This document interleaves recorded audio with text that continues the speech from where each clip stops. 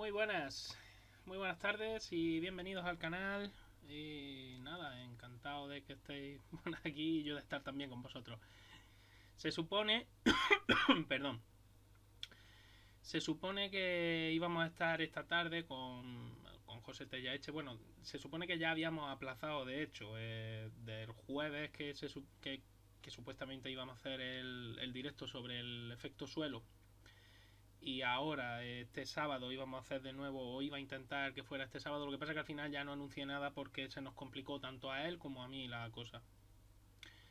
Y ahora, precisamente, él ha tenido otra vez problemas. Y, hombre, lo primero es solucionar esos problemas. Y luego ya después habrá tiempo de sobra para hacer no uno, sino 5, 10 o 25 directos que haga falta.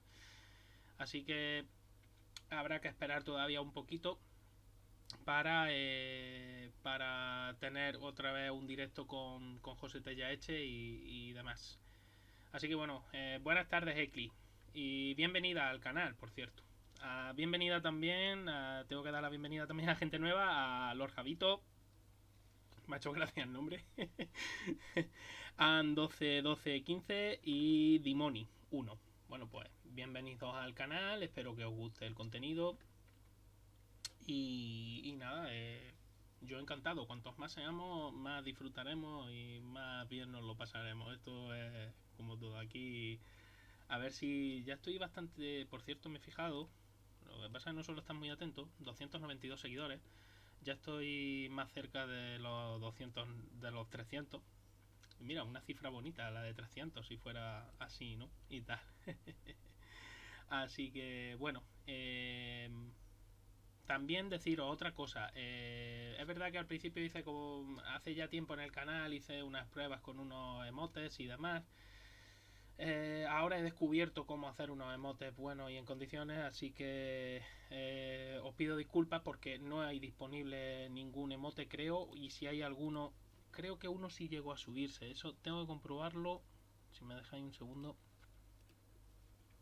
Porque como eso los tiene que aprobar Twitch, vale, sí, uno sí está subido. Uno sí creo que debe de estar disponible entre los emoticonos y he subido de momento otros dos más.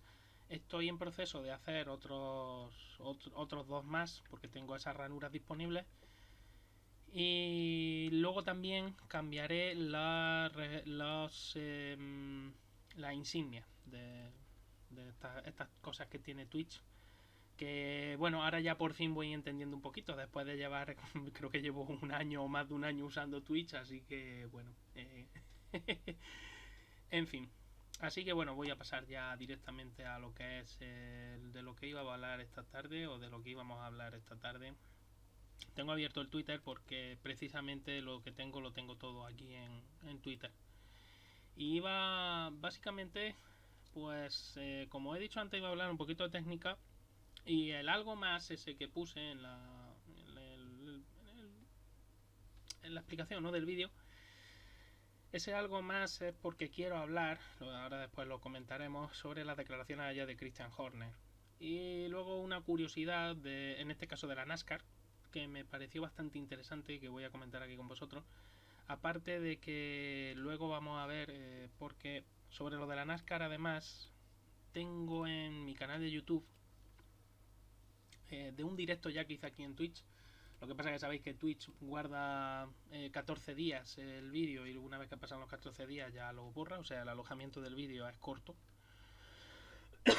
Perdón. Pero tengo por aquí un vídeo que le dediqué precisamente al tema del que os voy a hablar, sobre la NASCAR. Y ahora después ya os pasaré el enlace lo dejaré puesto en el chat y ya está. Y así pues por lo menos lo podéis así lo podéis compartir luego o podéis verlo luego más tarde o lo que queráis. Buenas tardes, Betty, muy buenas. Yo lo encuentro muy lioso, dice. No sé si te refieres a esto que acabo de poner o a lo que estaba hablando, pero bueno. El tema, ya digo, bueno, esto particularmente es de McLaren, es la cuenta que os he recomendado ya muchas veces en Twitter, este señor de Nicolas Carpentier, pone fotos muy, muy interesantes y artículos técnicos bastante interesantes también. Aquí particularmente lo que se ven son los conductos de freno de las ruedas traseras. Sabéis que tanto las ruedas delanteras como las traseras, el freno, el disco de freno como el de tu coche, lo que pasa que en este caso está fabricado en fibra de carbono, va envuelto, ¿no?, en una especie de tambor y por dentro de la llanta o por el lado interior de la llanta tienes unos conductos de aireación. Esos conductos de aireación llevan una carcasa y esa carcasa además, sobre todo en los traseros, se aprovecha aerodinámicamente, que te estoy... aquí Nicolás te señala tanto la abertura que hay en esta zona de aquí. Veis que además se ve perfectamente con la flecha, con esas flechas color azulito, y luego la flecha amarilla que señala las diferentes los diferentes aditamentos aerodinámicos. Básicamente pletinitas con forma de... o sea, serían parecidos a unos a la vez, y realmente lo que hacen es lo que parece: orientar las estructuras de flujo de aire traseras para que se dirija el aire perdón, para que se dirija el aire hacia donde tiene que dirigirse realmente y no hacia donde el aire quiera. Lo he dicho muchas veces y lo repito: los fluidos se mueven de manera natural siempre, compensando la energía entre diferentes estructuras de fluido. O lo que es lo mismo, el flujo de fluido que tiene mayor energía interactuará con el flujo de fluido que tiene menos energía, transmitiéndole esa energía. ¿Para qué? Para equilibrar el sistema. Entonces, lo que se trata aquí en este caso en Fórmula 1, pero en aviones y en muchas otras aplicaciones, se trata de hacer que el flujo envíe esa energía, o el flujo se mueva hacia donde tú quieres que se mueva, hacia donde es necesario que se mueva. Y por eso se colocan todas estas pletinitas y todas estas historias. Veis que en México son muchas, muy diferentes. Estamos volviendo a ver de nuevo aditamentos aerodinámicos que no se veían desde el año pasado, porque esto es muy típico. Esto se usaba mucho desde el año 2017-2018, empezó a usarse muchísimo. Y este es el anterior. Veis que es una estructura bastante, o sea, menos compleja, porque tiene menos elementos. Y bueno, McLaren ahora ya está aprendiendo. Además se reduce también el peso de la estructura y se consigue, bueno, pues el efecto. Supongo que McLaren consigue el efecto deseado. Desde luego, a tenor de los resultados, parece que sí, que poco a poco McLaren está recuperando ese tono. ¿Qué más os quería enseñar yo? Esto por una parte. Aquí detrás veis el famoso Big Wing de 2 elementos. La inmensa mayoría de equipos utilizan 2 elementos, salvo que sea un circuito muy específico, tipo Monza, por ejemplo, donde necesitas reducir mucho la resistencia aerodinámica, y hay equipos que deciden utilizar un solo elemento. Pero lo normal suele ser usar 2 elementos para dotar de más carga aerodinámica a esta zona. Y esto, ya digo, estos aditamentos de aquí lo que pretenden es que el aire que se mueve por aquí, es un flujo de aire bastante sucio, no interactúe con la parte baja del difusor y no estropee el trabajo del difusor. Ya se hacía, repito, que ya se hacía desde el año 2017-2018, y esto no es ninguna novedad. Si es novedad en este año, no es ninguna novedad en cuanto a Fórmula 1. La siguiente es una foto que me ha encantado. Es la foto del fondo de Ferrari ayer cuando levantaron el coche de Leclerc. Que por cierto, ahora hablaremos del accidente de Leclerc. Todos los fondos curvados, fondo, suelo del monoplaza, yo sé que la inercia te hace llamarlo fondo plano, pero ya ha pasado, creo, los suficientes meses como para considerar que esto no es un fondo plano. Y que, bueno, se le llama fondo plano por inercia, pero en realidad no es un fondo plano. El tema, como digo, veis los 2 canales bien diferenciados. Lo estoy señalando con el puntero del ratón, no sé si lo estáis observando bien. Y el otro canal que vendría por aquí. Aquí ya es donde está la zona de expansión, donde comienza el difusor. Estas pletinas verticales, ¿no?, podríamos llamarlas. Bueno, pues Sergio nos ha hecho una raid con un grupo de 59. Pues el señor PNZ, pues muchísimas gracias por esa raid, de verdad. Y encantado de que vengáis por aquí por el canal. Espero no aburriros demasiado porque yo, al contrario que Sergio, no soy tan eso. Pero bueno, bienvenido Fuente del Cierzo, muy buenas, Motor GP2, buenas Chris, Himawari, buenas. Himawari, primera intervención en el chat. Bueno, pues mira, siempre hay una primera vez.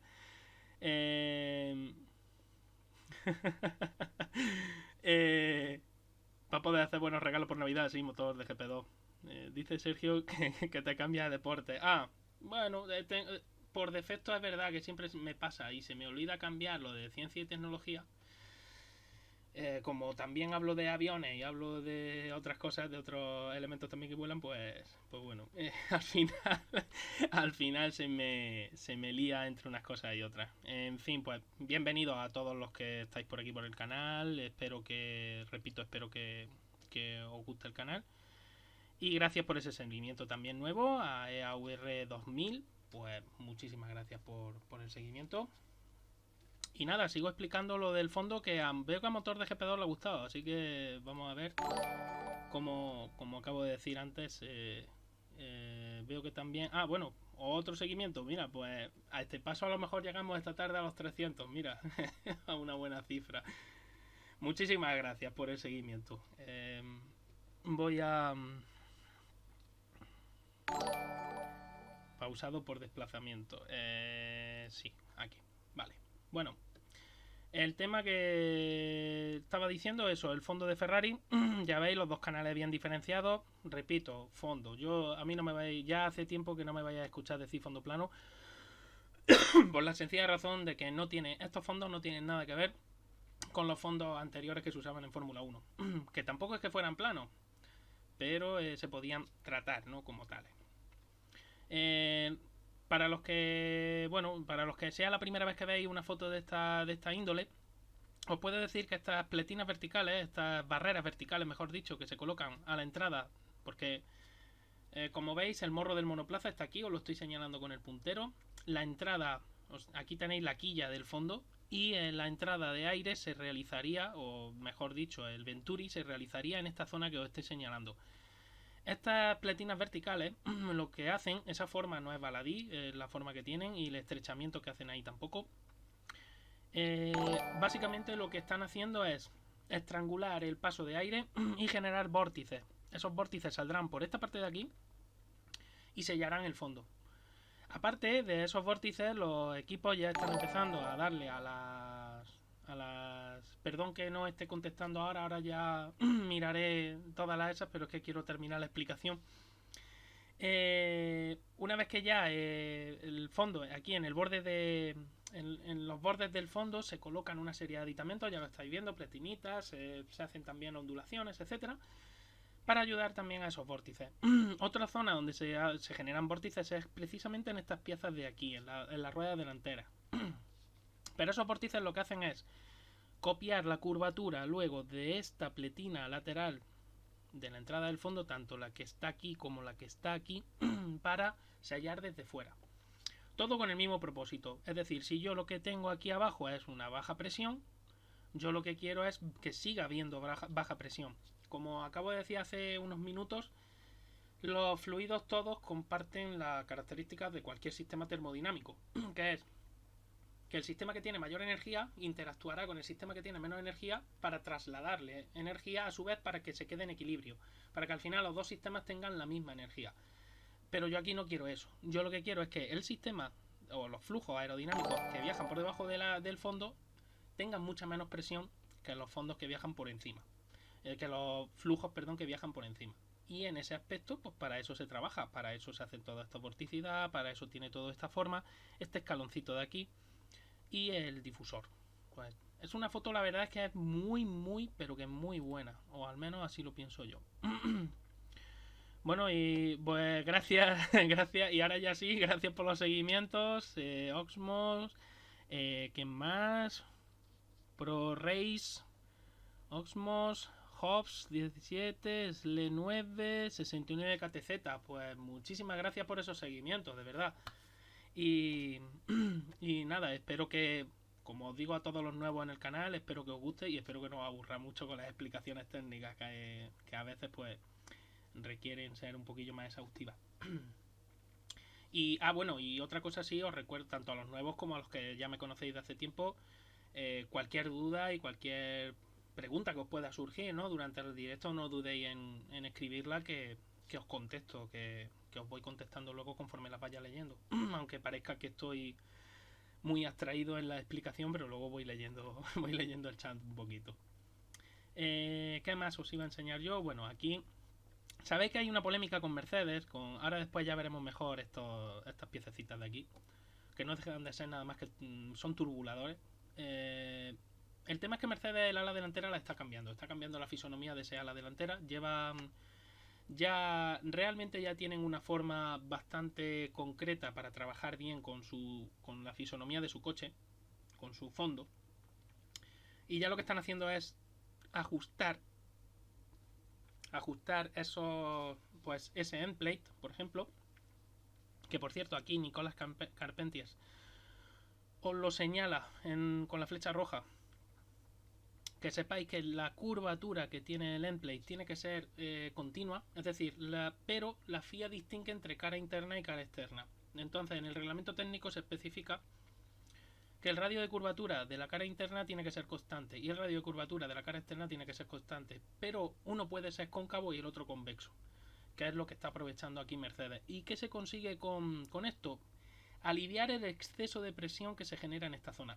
Como el endplate tiene que ser continuo, no tiene por qué ser como el año pasado, que se podía hacer cortes en la punta, etcétera. Este año tienen que ser continuos y tienen que tener, como repito, un solo radio de curvatura. Entonces Mercedes lo que hace es utilizar la normativa a su favor y como veis ya va variando esa forma y aquí es bestial la variación de ese mismo endplate. Y lo que busca es, repito, aliviar ese exceso de presión que se produce en la parte superior de ese endplate, en la cara interna, en la parte superior, para evitar vibraciones primero y segundo para que el aire que yo estoy extrayendo por toda esta zona no se encuentre con un aire con alta presión aquí que lo frene. Y todos los demás equipos están haciendo lo mismo, vamos, eso ya os lo garantizo. El tema, como veis aquí en esta foto se ve muy muy bien cómo han cambiado la curvatura del endplate y la cara interna y cómo van aliviando o cómo van tratando de aliviar ese exceso de presión. ¿Esto por qué no lo hacen desde un principio? Bueno, pues porque lo más importante, lo primero es que tienes que ser efectivo. Es decir, tú tienes que generar carga aerodinámica suficiente. La resistencia aerodinámica que genera tu perfil es mejor ir mirándolo luego, más tarde, ¿no? Primero ser efectivo y luego ser eficiente. Y no hacerlo al revés. Puede ser muy eficiente y no ser efectivo y tener más problemas incluso que haciéndolo como acabo de decir. Así que en ese aspecto ya os digo, en el tema de Mercedes ya os digo ¿cómo sería esto? La evolución, ¿no? del ala delantera está siendo realmente bestial en ese aspecto. Es el único equipo, es curioso, que utiliza esta configuración dejando el endplate libre, todo este voladizo del endplate libre, cosa que le viene bien para utilizar todo esto para limpiar aire sucio de la rueda delantera, pero es una mejora, digamos, muy marginal. Entonces realmente el resto de equipos no lo están copiando o de momento no lo han copiado porque tampoco les hace falta. Pero bueno, en Fórmula 1 al final una decimita te puede significar mucho. Y con respecto a... No era esto lo que os quería enseñar ahora, esta. Con respecto a las piececitas, que sé que hay una... no, se ve mejor de la otra manera. Que sé que hay una polémica bastante interesante. A ver, estas piececitas de aquí, lo veis, aquí se ve mucho mejor, pero son 1, 2, 3, 4 y 5. La normativa te permite usar hasta, si no recuerdo mal, hasta 8 brackets en el ala delantera en los dos perfiles superiores y repartirlos, ¿no? Tiene que haber una separación mínima, la normativa limita también a un radio máximo y a un radio mínimo y limita también en longitud. Entonces digamos que la FIA no está conforme con la separación que tenían estos brackets y tampoco estaba conforme con la longitud de algunos. Como veis aquí se ve muy bien la forma que tienen y la intención también se ve perfectamente bien y se sabe. En este caso concreto, ¿por qué están mirando hacia afuera? Es decir, en la parte, si miramos de frente del ala delantera, la parte izquierda del ala delantera, la que nosotros veríamos a nuestra izquierda, esos brackets con forma de turbulador o de generador de vórtices, que también se le suele llamar, aunque ya digo que estos son más turbuladores, ¿por qué se colocan con esa curvatura, ¿no? mirando hacia afuera? Bueno, pues la explicación es que lo que quiere es que se genere turbulencias siempre, como os he dicho antes, de la cara que tiene más presión a la cara que tiene menos. Y en este caso la turbulencia irá hacia adentro, no irá hacia afuera. La gente normalmente tiende a pensar que el aire se dirige hacia donde el turbulador tiene la curvatura. Y no es así. Si esto fuera un turbulador, bueno, no sé ahora mismo cómo estoy poniendo la mano. Bueno, imaginemos que este es un turbulador y que aquí llega el flujo de aire. Aquí hay mayor presión, aquí hay menor presión. Lo que va a ocurrir es que el aire, en vez de hacer así, el aire va a hacer así. Y va a seguir el camino hacia acá, obligado precisamente por esas diferencias de presiones. Cuanto mayor sea la velocidad del ala, de desplazamiento del ala, mayor será esa capacidad de generar esas turbulencias, esa vorticidad. Y para lo que me sirve es para dotar de mucha energía al flujo que sale de esas piezas, de esos turbuladores, y por lo tanto esa turbulencia, esa vorticidad me va a servir también para limpiar todos los flujos aerodinámicos que viajan por la parte interna, copiando el morro del monoplaza y hacia los pontones y la tapa de motor. En el caso del Mercedes además es muy interesante porque sabéis que como tiene los famosos micropontones, no es capaz de utilizar el efecto Coanda a su favor tanto como lo utilizan otros equipos. Que posiblemente además Mercedes el año que viene vuelva a unos pontones más tradicionales porque necesitan tener mayor control del flujo en toda esa zona. El Mercedes es un coche que genera muchísima carga, mucha succión, pero no es tan eficiente como puede ser un Red Bull o incluso el Ferrari, no siendo el Ferrari un coche eficiente. Pero el Ferrari está más compensado, más equilibrado en ese sentido. El Ferrari tiene otros problemas, pero eso ya es de otra índole. Esto es una foto muy curiosa del equipo Haas. Normalmente no se suele ver el tercer elemento o suele estar bastante oculto. Y aquí están desmontados lo que son las barras estabilizadoras, lo que es el anti-roll bar, como se llama en inglés. Me parece curioso porque además la traducción literal sería la barra antivuelco, que en realidad no es así. Pero en la traducción al español, la traducción técnica del anti-roll bar sería la barra estabilizadora.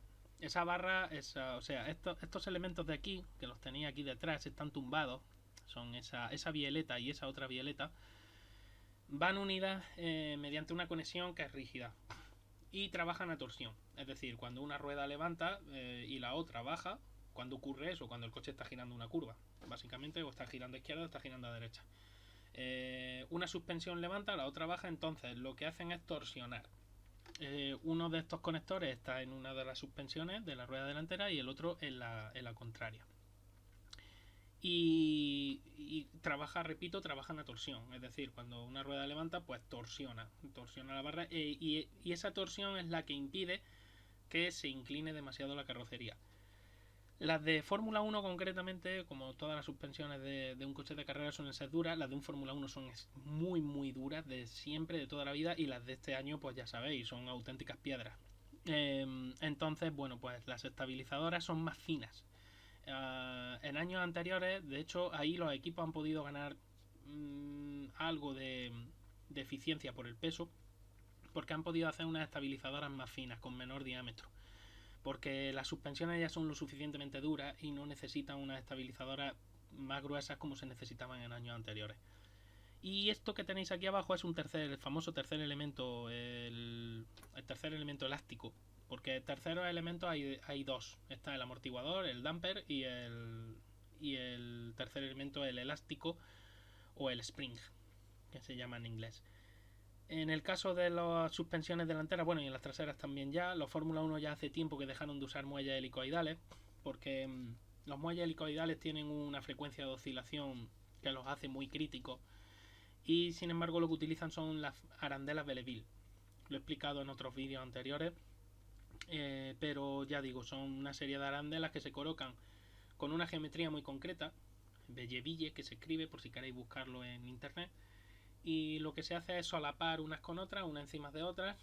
Cuantas más arandelas tengas, mayor capacidad de, como ocupan mayor longitud, mayor capacidad de absorción de energía tendrán, de almacenamiento, perdón, de energía. Un elemento elástico lo que hace es almacenar energía y devolverla.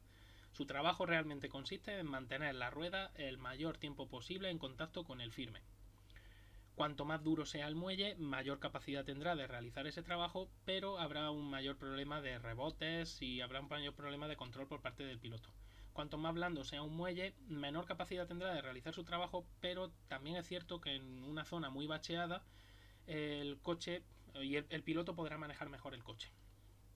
Al final pues se escoge entre... En Fórmula 1 básicamente se escoge entre muy duro, extremadamente duro o auténtica roca. Ya está, esas son las soluciones. Y luego el tercer elemento amortiguador, que aquí no se ve, el damper. Bueno, se ve aquí que aquí arriba hay un elemento amortiguador, pero que lo están sujetando, pero no ya digo que no se ve aquí bien. También trabaja para lo mismo. ¿Para qué trabaja? O sea, tú tienes un elemento amortiguador y una barra de torsión en el eje delantero. Aquí no se ve, pero la barra de torsión normalmente se coloca en la parte baja de la bullhead. Se conectan las dos suspensiones a esa barra de torsión, aparte de la estabilizadora, y lo que trabaja es cuando se genera carga aerodinámica. Cuanta mayor sea la carga aerodinámica que se genera, que comprime el chasis y tira de él hacia abajo, hacia el suelo, el tercer elemento es el que hace la fuerza contraria para evitar precisamente que se vaya muy abajo esa carrocería. Y el amortiguador hace la función de que cuando cesa esa fuerza, el elemento elástico devuelve toda esa energía de golpe. El muelle no tiene, o sea, sí, muelle o ballesta o en este caso barra de torsión, se devuelve todo de una manera muy brusca, y lo que hace el amortiguador es trabajar para absorber parte de esa energía para que no se devuelva de esa manera tan bestia, tan brusca. Es bastante, ya digo, esto me ha parecido muy interesante porque es difícil que los equipos enseñen estas cosas. En este caso ha sido el equipo Haas. Ya veréis cómo Red Bull no os lo va a enseñar. Y aquí tenéis unas fotos de ayer de las prácticas con las ruedas experimentales de Pirelli. Y me pareció curioso cómo el fondo sigue tocando. Cómo este elemento tensor se ha jugado mucho con él. Se ha llevado el elemento tensor más arriba, más abajo, depende, ¿no? Para que no vibre demasiado el fondo, para evitar el temido porpoising, que sigue estando ahí. Está bastante controlado, pero sigue estando ahí. Y bueno, aquí veis también lo que os estaba hablando, esos micropontones que hacen que el equipo Mercedes tenga unas capacidades por el área de control que tiene. Ese volumen de control aquí es enorme, la cantidad de aire que puedes manejar en esta zona es enorme, y cuanta más masa de aire tengas, mayores posibilidades de generar carga. El problema que tiene Mercedes es que no aprovecha tanto, no es capaz de aprovechar tanto el efecto Coanda, y parte de ese aire se escapa. Lo estamos viendo aquí perfectamente, esas chispas, veis cómo saltan hacia el lateral sobre todo, porque se encuentran con las estructuras de flujo que viajan por esta zona que quieren escapar, se encuentran con el aire sucio de la rueda y todo eso lo expulsan hacia afuera. Aquí se genera una vorticidad que precisamente trabaja para eso, y por eso esas chispas salen tan veloces hacia los lados y no van directamente hacia la rueda. Aquí tenéis esta imagen de veis lo bajísimo que va el McLaren. Perdón. Y cómo aquí tenéis esas estructuritas en el borde del fondo que levantan un poquito para aliviar un poquito el porpoising. En el McLaren, al contrario que en el Mercedes, veis que el pontón tiene una forma muy diferente. Aquí se hace un mayor aprovechamiento del efecto Coanda. Puede que no haga o no tenga digamos tanta carga aerodinámica o tanta capacidad, mejor dicho, teórica de generar carga aerodinámica, pero aquí te aseguras de que los flujos viajan hacia donde tú quieres. Y en el caso de nuevo del Mercedes, aquí lo veis, veis cómo esas chispas cómo salen rebotadas hacia la cara exterior y no van hacia la rueda. Y eso es precisamente porque aquí se genera una vorticidad muy fuerte.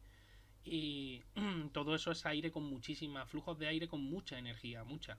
Y realmente, ya digo, mucha, pues eso, que son capaces de mandar todas esas chispas. Y en carrera en lluvia son capaces de mandar toda el agua que hay en esta zona, mandarla hacia afuera. Y echarla fuera de... gran parte de ese agua, echarlo fuera de la trayectoria de la rueda trasera. Esta es la imagen de Leclerc que iba a comentaros. Ayer tuvo un accidente en los libres 2. Veis que veis todo el material de las barreras de la Tech Pro, que es material de espuma de alta densidad. Y veis que cuando se partió el alerón me pareció curioso porque los alerones están fabricados con fibra de carbono muy finas, son capas muy finas. Y normalmente es un tipo de fibra de carbono que se hace como un panel sándwich, como una especie de sándwich, que lleva entre 2 y 3 láminas superiores, 2 y 3 láminas inferiores y un núcleo de foam, que se llama. El foam es eso blanco que veis ahí asomando, que es un núcleo de resinas que son las que hacen la unión entre esas capas. Las capas van pegadas con pegamento, con resina también, resina epóxica, y el núcleo interior es también de otra resina diferente, de una resina epóxica, que le da la consistencia. Eso, una vez que se cura en el horno, le da la rigidez y le da la consistencia para que sea lo suficientemente rígido para soportar las diferentes cargas aerodinámicas. Hay que tener en cuenta que este elemento soporta una carga vertical a velocidad superior a 250 km por hora que puede llegar a superar la tonelada 1200, 1300 kilos de fuerza vertical. Y tienes que hacerlo muy bien porque es un elemento que es bastante fino y tiene que soportar toda esa carga, entonces hay que hacerlo bastante bien. Y ya digo que se trabaja con ese tipo de fibra. Se hace lo que se denomina un prepreg, que es un preimpregnado, en el cual se le da la forma, y luego una vez que ya tienen la forma de esas piezas se unen con el foam, se termina de curar en el horno, se hace todo como si fuera una tabla, con la forma de cuchara, con la forma recta, con la forma que tenga que tener la pieza. Y ese elemento luego, bueno, pues ya veis aquí que se ensambla. Aquí lleva diferentes uniones porque este elemento está formado por varios. Luego lleva aquí también sensores de presión para poder medir luego realmente bien cómo funciona. Por cierto, los sensores de presión y la entrada de aire para medir con los sensores de presión siempre los veréis situados en el extra 2 del perfil, o en el caso de un alerón, en la cara inferior. En el intra 2 nunca, porque lo que te interesa es medir donde el flujo tiene mucha velocidad. Entonces se mide la succión que hay ahí en ese momento y bueno, se hacen los cálculos pertinentes y se obtiene la fuerza aerodinámica que está generando en ese momento. ¿Qué más en esta foto? Pues otra cosa interesante, los puntitos blancos que veis son los puntos de medición que utiliza la FIA y que los equipos también utilizan para medir las deflexiones que sufren las alas traseras, y sobre todo para medir el trabajo del DRS, porque es muy interesante ver cómo van flexionando las alas en función, y al final sufren un momento flector, el cual les hace doblarse, y hay que medir esa flexión pues para luego tener en cuenta que esté dentro de las tolerancias, dentro del marco de tolerancia que permite la FIA.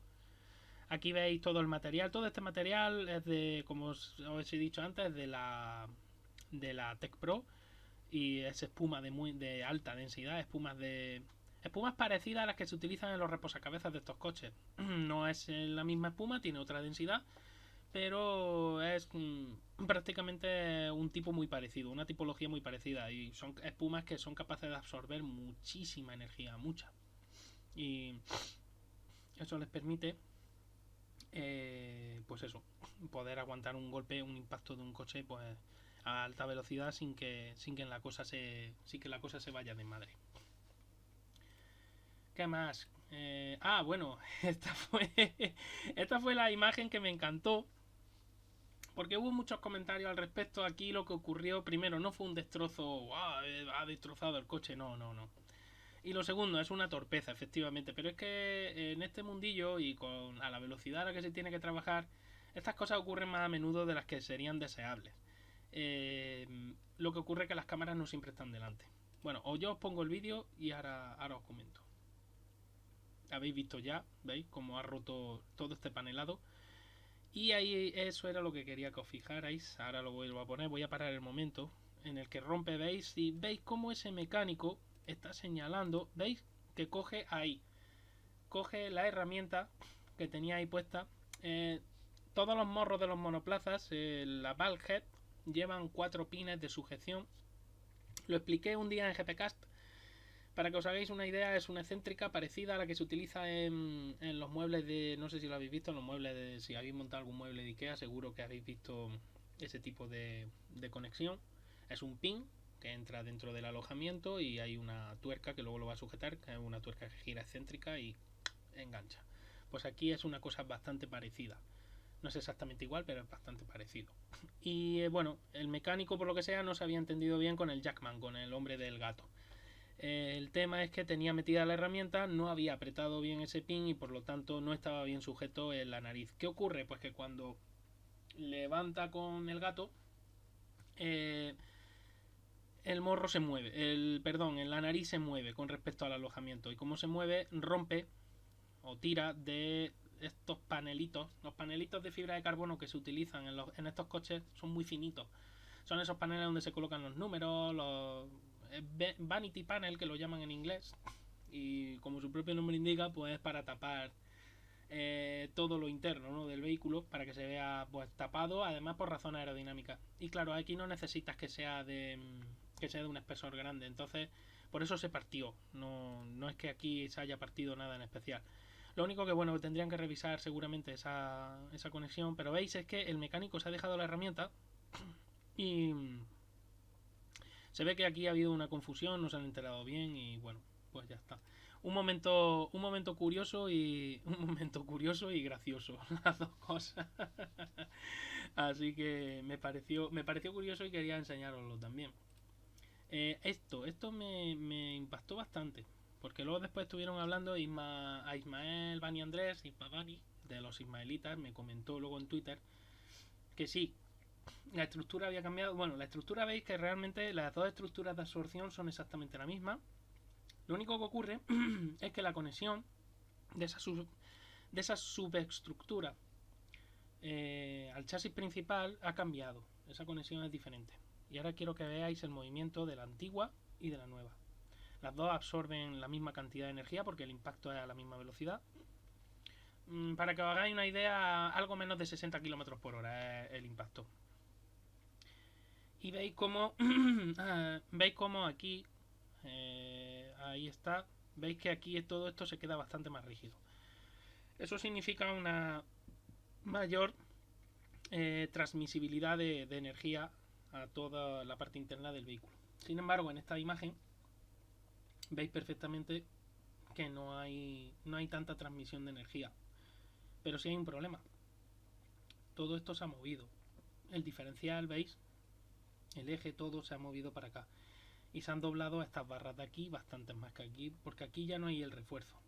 O sea, una vez que, porque claro, al principio es verdad que lo comenté como que aquí se absorbía más energía, que me parecía bien, pero luego ya fijándome bien en el vídeo, en el updated design, en el nuevo,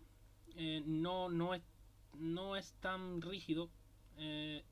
Pretende absorber más energía, efectivamente es posible que absorba más energía, pero al final lo que han hecho ha sido que haya más energía que se transmita sobre toda esta zona de aquí donde está el piloto, y eso sí es un problema. Luego Isma Bani me puso un vídeo con un accidente de NASCAR precisamente con el nuevo diseño y se ve como el piloto sufre un golpe bastante fuerte. Así que realmente tienen que seguir trabajando en esto, seguramente cambiarán y sobre todo reforzarán esta zona, porque es realmente la zona que se necesita reforzar más. Ha dejado de ser Realmente es que no entiendo muy bien por qué se han eliminado estas dos conexiones, pero ellos lo saben mejor que yo, que son los que han diseñado eso. Y esto lo iba a comentar con vosotros porque seguramente que ayer os pareció bastante curioso, ¿no? Las sanciones a Red Bull. Lo primero, 7 millones de dólares, que según Christian Horner es una cantidad enorme de dinero. Yo creo que para un equipo como Red Bull 7 millones de dólares no es tanto, pero bueno, según ellos es enorme. Sí, a ver, con 7 millones de dólares, si esos 7 millones de dólares se destinan a desarrollo de un vehículo, la verdad es que son bastante interesantes. No te van a permitir tener un coche ganador per se, pero sí te pueden permitir ganar las decimitas que pueden ser cruciales para tus rivales, ¿no? Para la lucha con tus rivales. Pero sobre todo me encanta porque pone el énfasis en que la parte más, bueno, la sanción más draconiana, o la parte más draconiana, mejor dicho, como pone aquí, es la penalización deportiva, en la cual hay un 10% de reducción de la habilidad del uso de la herramienta aerodinámica y del túnel de viento. Bueno, dice que esto representa entre 0, entre 2 décimas y media hasta 5 décimas, hasta medio segundo. A ver, él es el derecho, como se suele decir, el derecho al pataleo. Aunque con tu herramienta aerodinámica, y ahora os lo voy a poner en perspectiva para que veáis que no hace falta ni siquiera haber estudiado una ingeniería para darse cuenta de que eso es una barbaridad lo que ha soltado. Para empezar, supongamos que tú tienes el 100% de tu capacidad de uso de tu herramienta aerodinámica y del túnel de viento y de tu herramienta aerodinámica. Entiendo por herramienta aerodinámica el CFD, básicamente. Vale. Vosotros sabéis que históricamente, y este año no va a ser diferente, los coches empiezan con un potencial determinado. Hay coches que tienen un mayor potencial por explorar, otros tienen menos potencial por explorar, pero todos tienen más o menos un potencial X, el que sea. Unos parten desde más arriba, otros parten desde más abajo. Y cuando termina el año, dependiendo de la fuerza que tiene el equipo, del talento del equipo y de las herramientas de las que dispone el equipo, pues han sido capaces de ganar mínimo, muy mínimo, 1,5 segundos aproximadamente con como empezaron el año. Incluso llegan a ganar 2 segundos y dependiendo de dónde partas. Suponiendo que no tuvieran que a ti te ponen una sanción, ¿no? Suponiendo que, porque es mucho suponer, claro. Yo sé que Red Bull ya, por el hecho de haber ganado y con las nuevas normativas, ya no iba a tener disponible el 100% de horas de túnel de viento permitidas y el 100% de CFD. Ya iba a haber una reducción. Entonces, si a esa reducción le sumamos el 10%, creo que es si no me equivoco, creo que es un 30% lo que les tocaba por ganar este año el Mundial. Se quedaría en un 70% de horas el año que viene. Si a ti te reducen un día adicional, sería un 60%. Bueno, vamos a ponernos en el peor de los casos, aunque fuera un 60%. A lo mejor me estoy equivocando y es menos. Pero bueno, un 10%. ¿Vosotros creéis que un equipo como Red Bull, que seguramente su coche habrá mejorado en torno el que empezó en Australia al que tenemos ahora, seguramente si volviera a Australia sea un coche por vuelta más de 1 segundo más rápido? Pero para que haya esa diferencia, estamos hablando de que a tu túnel de viento y a tus herramientas aerodinámicas le estás dando la capacidad total. Es decir, tú estás considerando que tus herramientas aerodinámicas son las que te dan realmente el potencial para mejorar el coche. Ni la unidad de potencia, ni la investigación en el chasis, ni la reducción de peso. O sea, son muchísimos factores los que hacen mejorar el tiempo por vuelta de un coche, y no solo aerodinámico. Pero bueno, es verdad que en Fórmula 1 la aerodinámica es una parte muy importante, pero nos estamos olvidando de la unidad de potencia, pero vale.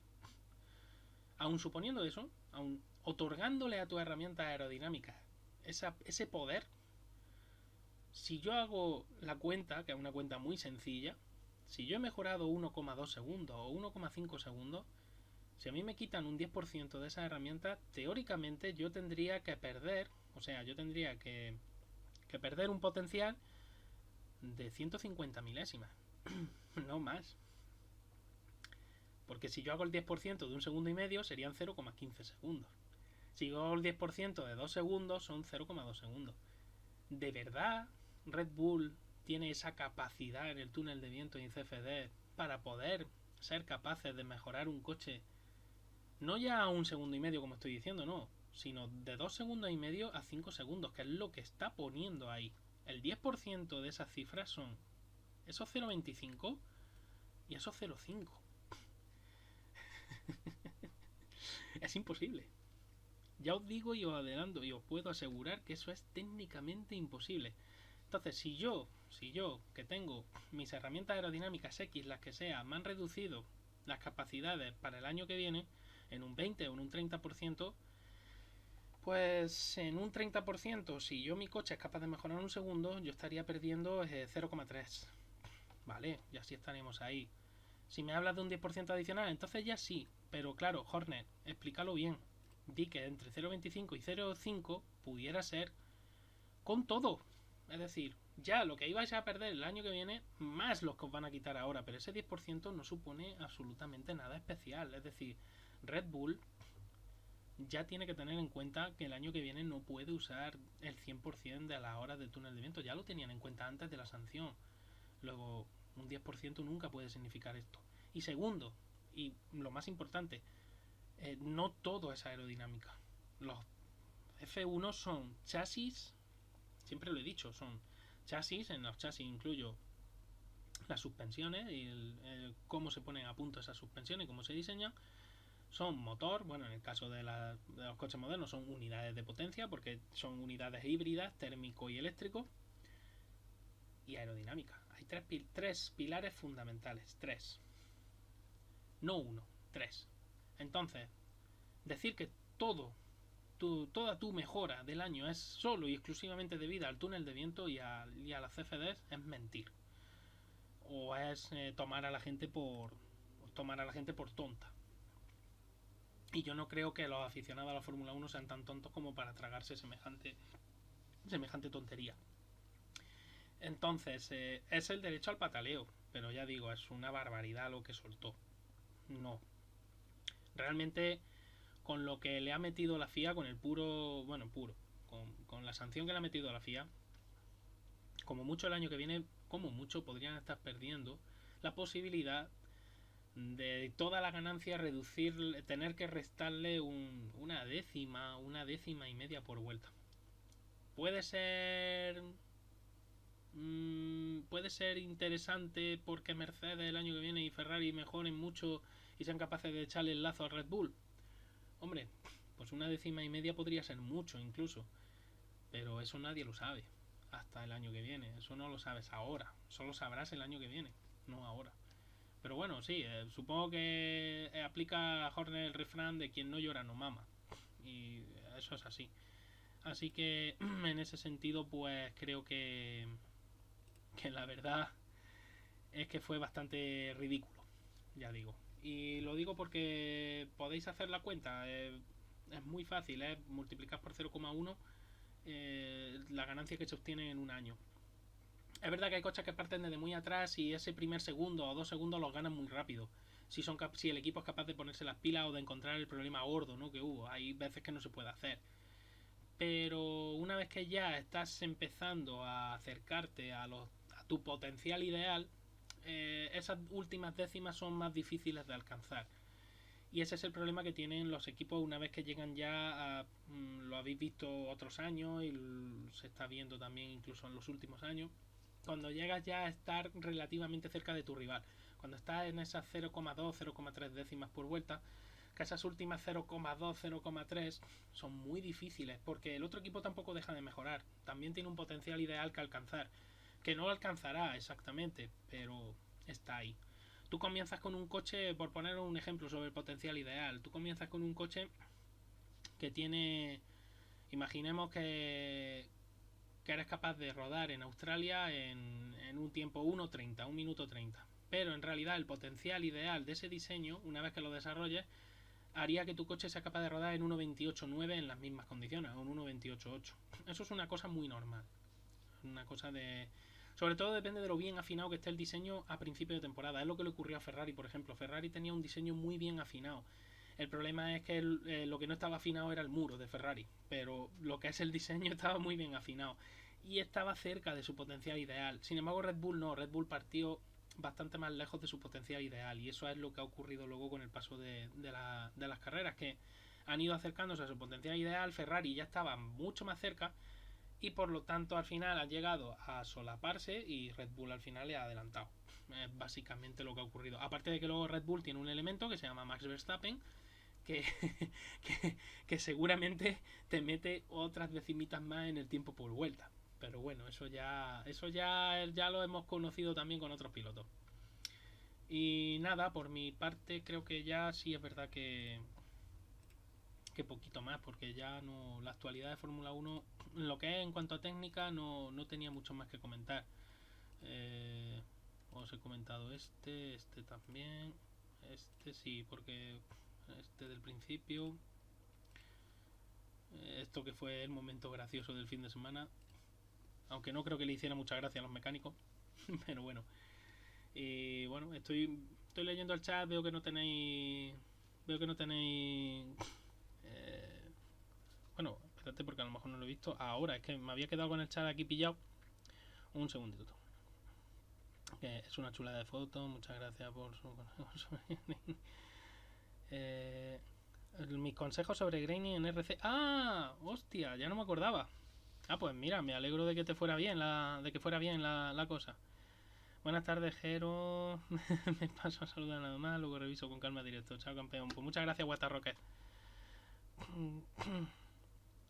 Kival 89, ¿cuál es el mejor? Intel Core o i9, gracias. Pues ahí me dejas totalmente pillado, porque mi especialidad no es precisamente los ordenadores, aunque yo diría que son dos procesadores muy buenos, sinceramente, tanto el 12900 como el 12000. Lo que tengo entendido es que había una denominación que no tenían, que me corrija, motor de GP2 sí debe de saberlo. Había una denominación de los Intel que no tenían chip de gráficos, creo recordar, pero ya no me acuerdo bien. No lo sé seguro. Dice motor de GP2 son prácticamente iguales. Ah, bueno, estaba contestando a eso, vale. Para que tengan más frecuencia de reloj, eso. Ah, vale, ya te han contestado, vale, perfecto, pues ya está. He acabado tercero en el Campeonato de España con el RC. Pues mira, me alegro muchísimo, de verdad. La verdad es que, si no recuerdo mal, me estuviste preguntando sobre un problema que tenía de desgaste excesivo de neumático. Y hombre, yo sobre RC muy poquito sé, pero sí, se puede aplicar la mecánica y la dinámica de vehicular, se puede aplicar también al radiocontrol.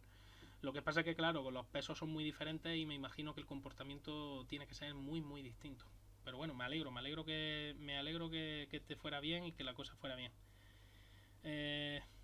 Pues si no tenemos más dudas ni más preguntas, señoría, como decía Ken, pues yo creo que ha sido un directo cortita y al pie, como se suele decir. Voy a dejar... Esta foto me ha encantado. Sí, vamos a dejar esta como fondo final del S mientras busco la raid.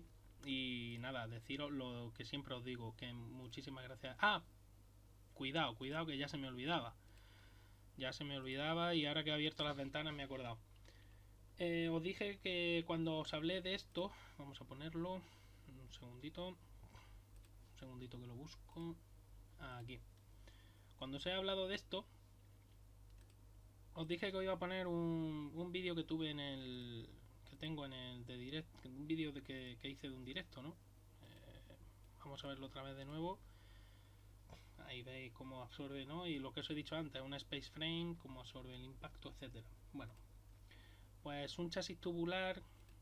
Estuve hablando de chasis tubulares en otro directo, y como ya sabéis que Twitch solo guarda los vídeos durante 14 días, bueno, pues os dejo aquí este enlace de YouTube donde hablé sobre eso, sobre los chasis tubulares, y donde expliqué un poquito lo básico de chasis tubulares. Y bueno, de nuevo vuelvo a esa foto. Y nada, muchísimas gracias por haber estado ahí.